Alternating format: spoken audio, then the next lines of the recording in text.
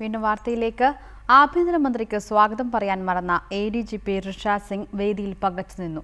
കണ്ണൂരിൽ swimming pool ഉദ്ഘാടന വേദിയിലാണ് രമേശ് ചെന്നിത്തലയ്ക്ക് സ്വാഗതം പറയാൻ ADGP മറന്നുപോയത്. MLA ഓർമ്മിപ്പിച്ച് ഋഷാദ് സിംഗ് സ്വാഗതം പറയുമ്പോഴേക്കും മന്ത്രിയുടെ കയ്യിൽ പൂച്ചെണ്ടെത്തിയിരുന്നു. പരിപാടിക്ക് സ്വാഗതം പറയുന്ന ചുമതലയായിരുന്നു ബറ്റാലിയൻ ADGP ഋഷാദ് സിംഗിന്റേത്. അധ്യക്ഷനായ ജെയിംസ് മാത്യു MLA സ്വാഗതം ചെയ്തു.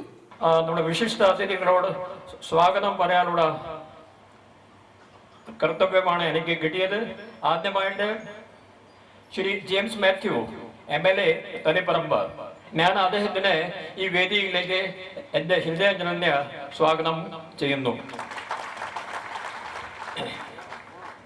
MLA പ്രകീർത്തിച്ച സിംഗ് വിശിഷ്ട അതിഥിയിലേക്ക്. അടുത്തതായി നമ്മുടെ honourable home minister Shri Ramesh Chennithala സാറിന് വേണ്ടിയാണ്. ഞങ്ങൾ കേരളത്തിൽ വരുമ്പോൾ, അതായത് 1986 ഞാൻ കേരളത്തിൽ ഒക്ടോബർ മാസത്തിൽ വരുമ്പോൾ അദ്ദേഹം അന്ന് ഏറ്റവും പ്രായം കുറഞ്ഞ മിനിസ്റ്റർ, റൂറൽ ഡെവലപ്മെന്റ് മിനിസ്റ്റർ അദ്ദേഹം അന്നായിരുന്നു. എനിക്ക് ഇനിയും ഓർമ്മ ഉണ്ട്. ആഭ്യന്തരമന്ത്രിയെ പുകഴ്ത്തിയും പോലീസിലെ പരാധീനതകൾ പറഞ്ഞും കത്തിക്കയറിയ ഋഷാദ് സിംഗ് പക്ഷേ ഒരു കാര്യം മറന്നു. API ആയിട്ട്, AC ആയിട്ട്, DC ആയിട്ട് DGP അദ്ദേഹം ആ ലിസ്റ്റ് നോക്കിയിട്ട് ഇപ്പോൾ ചെയ്യാൻ പോകുന്നു. അടുത്തതായി ഞാൻ നമ്മുടെ സ്വാഗതം പറയുന്നത് നമ്മുടെ